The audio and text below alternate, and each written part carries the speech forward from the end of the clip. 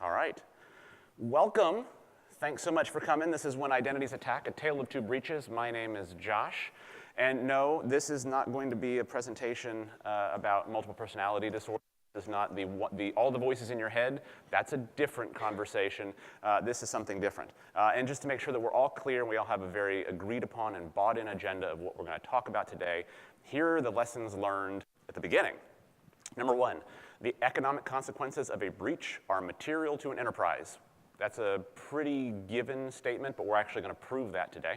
A well-executed incident or breach response management plan will add material value to an enterprise. And if you prepare for a breach with an incident response plan and practice that regularly, you can add material value to your enterprise. All right, so let's start at the very beginning. Let's start at what it all is that we do, right? From a security and identity perspective, we build trusted stores. The question is, what happens when that trusted store leaks, right? This is what happens. We want to prevent this from happening, but this is not a new thing. This has happened for a long time, where we put stuff that we need in a place that we think it's going to be, and then it's no longer in that place where we think it's going to be anymore. And so what do? From a society standpoint, we have a contract with ourselves. So if you were thinking about jail as a trusted store of putting people who need to be rehabilitated before they can interact with society again, if that jail were to release all of its prisoners and leak, you would say, hey, you, stop, right? We would say that's not appropriate, we want to fix that. If we had another trusted data store where we put a lot of our PI and that priest were to then reveal all of your PII, another problem, we would say, hey, you, stop. And then if we think about where we put all of our treasuries, if China were to dump US Treasury into the market, we would say, wait, what? So take this back for a second. If the US were to increase tariffs on China by $50 billion and China were to respond in kind by also then putting $50 billion worth of tariffs on us, and then we were to respond in kind by elevating and escalating the situation to put another $100 billion into China tariffs, and then China would turn around and realize the trade deficit's not in their best interest to do that because they don't have another $200 billion worth of stuff to put tariffs on, so they say, well, we have $1.2 trillion worth of treasuries, so if we dumped half of those on the market, then you create a situation in which the bond supply would spike, which would cause bond prices to fall, which would cause the yields to rise, which would cause the cost of borrowing for the average consumer and company to raise, which would mean the economy would go down and leave us in a situation that would be pretty much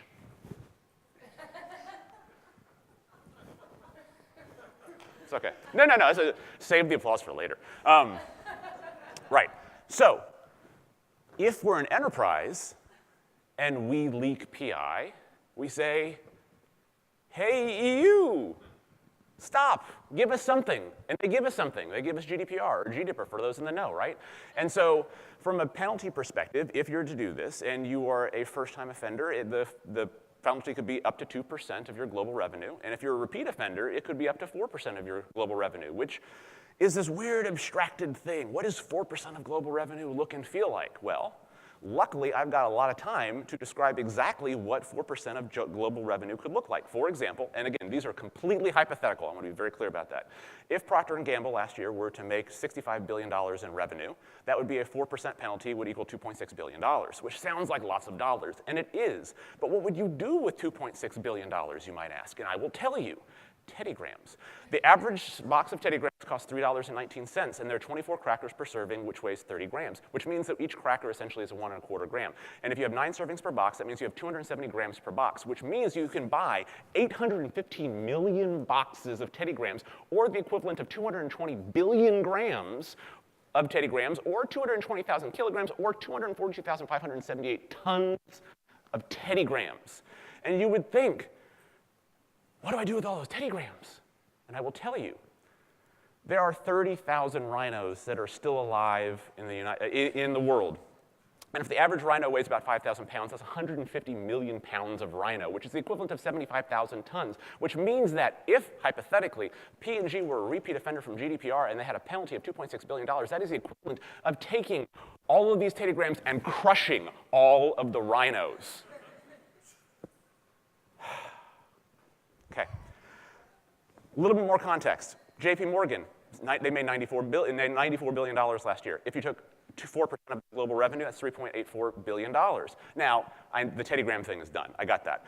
But Legos, Legos, they only cost 7 cents a piece for the small ones. And so if you consider that a Lego is about 10 millimeters tall, then you could buy 55 billion Legos and essentially construct something that is effectively 531,000 kilometers tall, which means that you could build a bridge to the moon, pierce the moon, and wrap the moon 12 times, almost 13 times, with Legos, which is super impractical and would really mess with the tidal waves. But you could do that with just the penalty for a repeat offense from JP Morgan.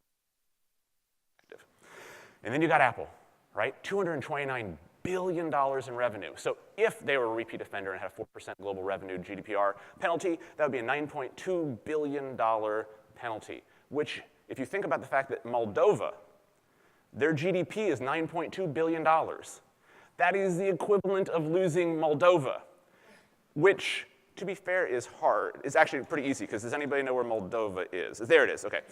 Moldova, right? It is essentially the Romanian, Ukrainian, Andorra. We want to save those 3 million people, right? So we want to find a way to preserve all the things we get from Moldova, like, I'm sure there are things we get from Moldova. Look at Wikipedia for that afterwards. But these are just the fines, right? This is not true economic ramification of a breach. These are just the fines imposed by GDPR. So if you think about it from a qualitative standpoint, you also have the potential criminal charges that could be levied against your executives if you have repeat offenses as well. That could be a problem, right? And there are a lot of people out there who have executive positions who would, A, like to keep those executive positions, and then B, not like to go to jail. So what are the true implications of a breach? This is very interesting to me. Why? Because A, I might not know what the word interesting means, to be fair. But also, my name's Josh. I'm a product manager at Salesforce. I'm also a professor at the University of Texas where I teach venture capital and financial derivatives. I'm also a chartered financial analyst, which is why this is actually how I should be writing my name, but I don't. So this is my crack, right? Like identity, security, and finance. And I've got you for another 17 minutes and 56 seconds to talk about this stuff. So it's super cool to me. So what is the end game here? What is the value proposition that I want you to walk away with? That is that we want to understand the true economic ramifications of a breach. We want to develop a framework so that we can avoid the negative consequences of that breach. And then we want to rinse and repeat, right? We want to understand what this is so that we can go home and we can apply this framework. Just as a curiosity, who here knows they have a breach response management plan or an incident response management plan in effect, ready to go today? Cool. I look around the room, I see honest people, and I see opportunity. And both of those things are really, really good, right? Because that means we can actually derive value from the 547 million words that will come out of my mouth in the next 17 minutes. So, on to the numbers. According to Hyperion Consulting, between 2013 and 2016, over 3,000 breaches occurred in the financial sector, and of those, 40% of them resulted in data loss. Now, this is 2013 and 2016. This is before mandated reporting. So we can assume this is not 100% of the breaches. These are self-selection, right? That's a lot. That's painful. So how do we avoid this, right? Well, kind of the obvious one is that when you go to the doctor and you say, you know, hey, doc, it hurts when I do this, and he or she says to you, well, no, I have to because otherwise the joke doesn't progress. No, okay, that's a bad joke. Okay. It's fine. If you don't want to have to notify your users, don't have a reason to notify your users, right? Just essentially avoid the breaches, right? So we consider this prevention. And this is an important thing. So what do we do to prevent breaches today? Well, we have massive amounts of security protocol, right? We have a huge security industry. This is a great thing. There are all sorts of things in our toolbox. We can use firewalls. We can use threat detection. We can use encryption. We can use hashing. We can use salting. We can use multi-factor authentication and kill chains and kill boxes and kill bill and breach response simulation. We've got all sorts of things that we can use to make sure that we have a very good defense mechanism to ensure that things either don't get in from an infill standpoint and then don't get out from an exfil standpoint. Cool. The problem is, these are good for things that we know. The problem is we're not good at defending the things we don't know, right? So there is a gap, and the question is, where is the gap? And when it comes to, these are the jokes, folks. When it comes to identifying these gaps, in finance, we classify them essentially in two different categories. We have things called known unknowns, and we have unknown unknowns. right? And so from the known unknown standpoint, we call this model risk. We can measure this. We have a thing called R-squared, an adjusted R-squared from a multiple regression standpoint. We can determine whether the root mean squared error of the R-square is tuned enough to whether or not the model fits. But what we're really talking about is that if you have a worldview and you can perceive the world in this way, and yet your view, your model for how you perceive the world is off a little bit, you know that there's potentially things you're going to miss, but you don't know how you're going to miss these things. Said another way, color blindness, right?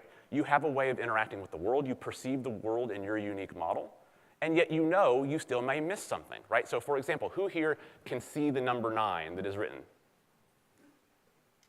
Right? Again, like I said, super honest people, because all these dots are blue. But if you're colorblind, it is a way you perceive the world differently.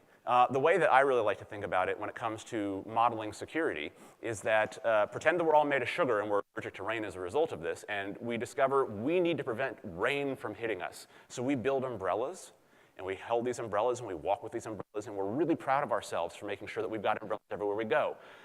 But then we walk on fucking train tracks, right? But we don't realize what a train track is because we haven't had experience with a train track yet. So our model tells us we're good because we've got an umbrella and we're walking on the train tracks, right? We need to be able to prevent this. We need to be able to understand what those unknown unknowns look like. But I'm going to tell you, that's hard, right? Because in finance we call unknown unknowns essentially Nischen risk.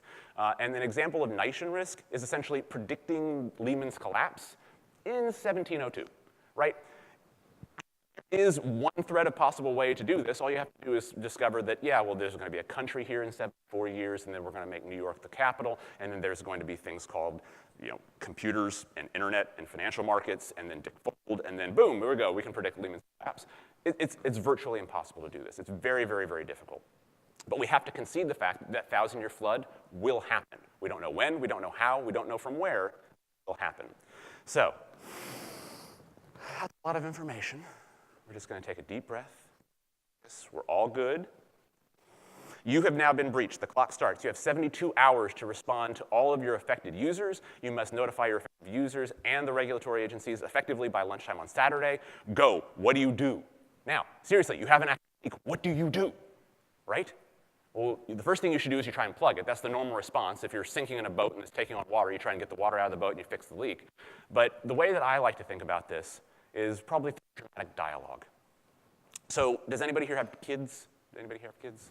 Anybody read Mo Willems' books? That's the pigeon books or the piggy and elephant books. I have a specific voice for using piggy and elephant to my kids. And so when I was thinking about this, their voices just kept chiming in. So I'm going to use Mo Willems to describe what a logical breach response looks like if you don't have a valid plan. And it goes something like this. Hey, there is a breach. How do I stop this breach?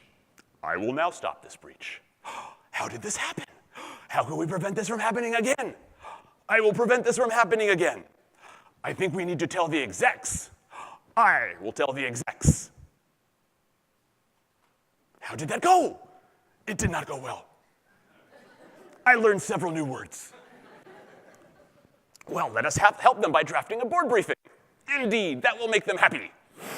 Hey, Piggy, is your resume up to date? It is. Maybe we should just find a job in blockchain. And scene, right? So that is, without a good incident management plan, that is, generally speaking, I think how we react, and it's logical, right? We have a problem, we remediate the crisis as best as we possibly can. There is a technical term, it's Latin, to describe a normal behavior within a crisis, and it is clus to frucus, which is where we clearly derive the term that we use here in English, which is just clusterfuck. That's not Latin. That was a joke. I'm allowed 3 bad jokes, that is 2. An alternative approach to this would be to develop a hypothesis that says, look, having a prepared breach response management plan can actually add material value. Okay, cool. So now that we have a hypothesis, let's test the hypothesis. And the best way to test a hypothesis is to develop a null hypothesis. And the null hypothesis is essentially just the negation of the original hypothesis, so that if we can disprove the null hypothesis, we can throw it away, and then we can assume the hypothesis is the thing that we want to use. So let's try and prove that prepared breach response does not add value, okay? And to do this, we can measure it, which is great. Now, something I want to be painfully clear about is Salesforce is a very big company with many clients. And the following example does present actual public data, which may or may not be about Salesforce customers. So the names have been changed to preserve their IDs and my job. The first company is going to be called Nice. The second company is going to be called Ugh. And both Nice and Ugh were breached at the same time. This is true. Or about the same time, within a couple months of each other. Nice and Ugh are both in the same industry. Again, true. We want to make sure that we're looking as level playing field as possible with this analysis and stripping out any type of covariance we can't manage. So Nice objectively had a good breach response plan in place and had a good response to the breach. We'll talk about how we qualify this in a minute. Ugh had a poor response to the breach.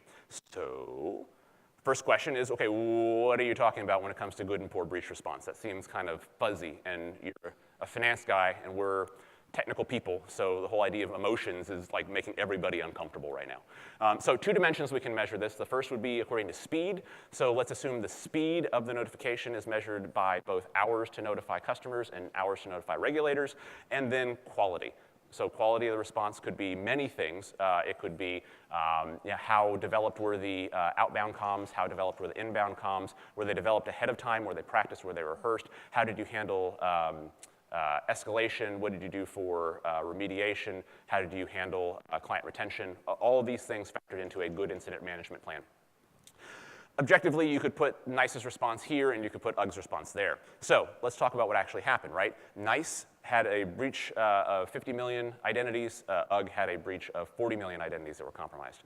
When it came to the speed to notify, Nice was able to notify their users within a couple days. It took Ugh a few weeks to do it, right? So again, objectively, a much shorter speed, much faster speed for Nice, much longer speed for Ugh.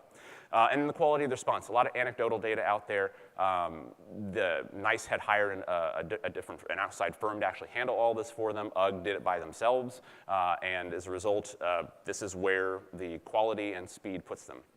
So let's talk beyond just the fines that would have been levied at them. Let's actually see what the market did to treat the response.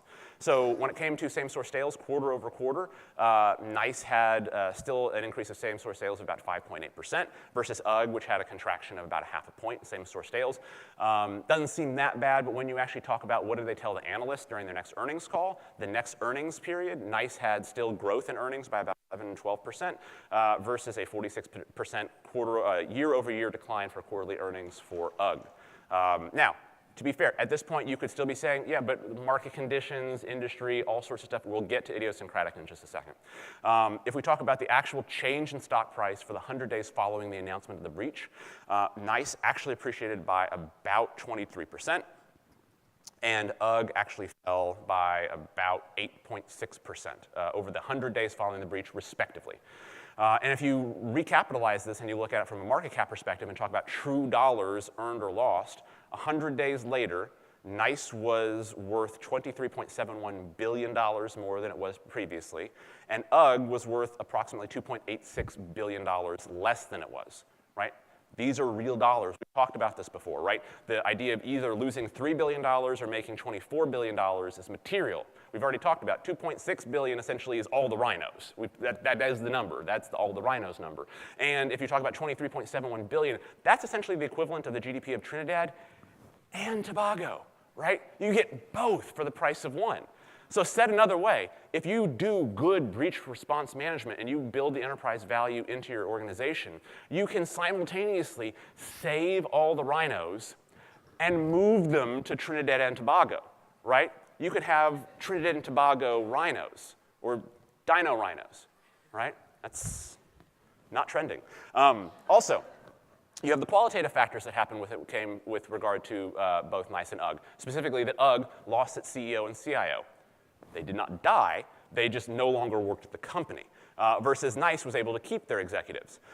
Now, this is all good, but I want to go a little bit deeper into the woods just for a moment to pierce on specifically the idiosyncratic things that we've been able to observe that were more event-specific. So if you look at the volume differentials between how Ugh traded in the 100 days prior to announcing the breach and 100 days post-trading the breach, you had a spike in volume. And typically, from a technical standpoint, that allows an equity to actually shift curves and trade on different planes. And as a result, you had a 20% sustained increase in volume, which is meaningful. Nice actually went the opposite direction. Now, some of that can be seasonal. But what happens is essentially NICE made their announcement, they traded down for a couple days, the market enveloped what they said, and they traded up, and they actually became more stable as a result of actually making that claim. Now, the other thing, this is really cool to me, and prepare to enter super nerdery. You have UGG from pre-breach, and you have UGG from post-breach. Again, 100 days pre, 100 days post. They're adjusted R-square. If you take the stock price and you multiple regress it against both its industry and the stock market in general, so a multiple regression with those two explanatory variables, the explanatory power of both of those variables together doesn't change from pre-breach to post-breach. Okay, the adjusted R-square from multiple regression is about 0.303 to 0.308. So not meaningful. They still explain the same amount. But this is the cool thing. Do you see it? Do you see it? Do you see it? Do you see it? Do you see it? Do you see it? I'll show it to you. But does anybody see this? This is awesome, right? Look here. So before the breach happens, you have statistically significant beta in the market. Essentially, you have systematic risk in the stock. This stock trades like the stock market trades, ceteris paribus, the movement in the industry, okay?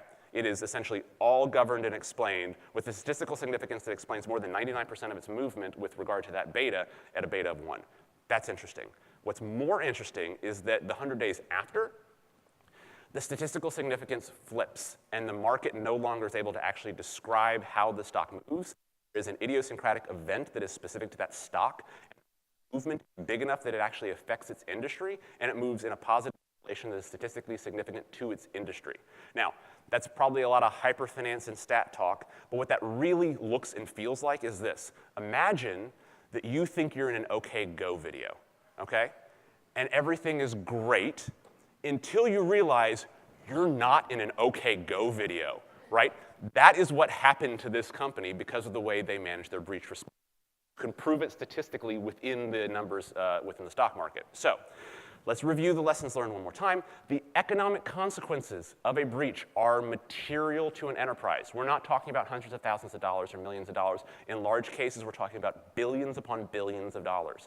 A well-executed incident breach response management plan can materially affect the value of an enterprise. So that's important not just for you, but for your bosses and your executives and everybody else in the company.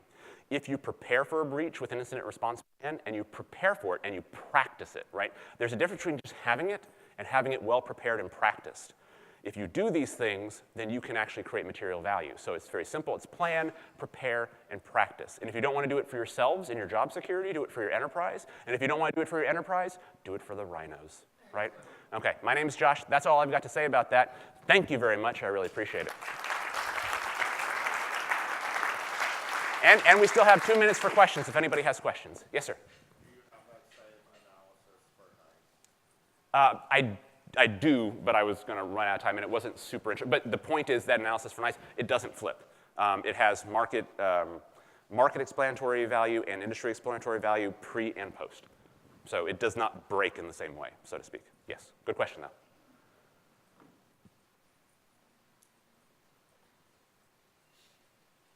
Outstanding. To lunch in the expo. All right, thank you, guys.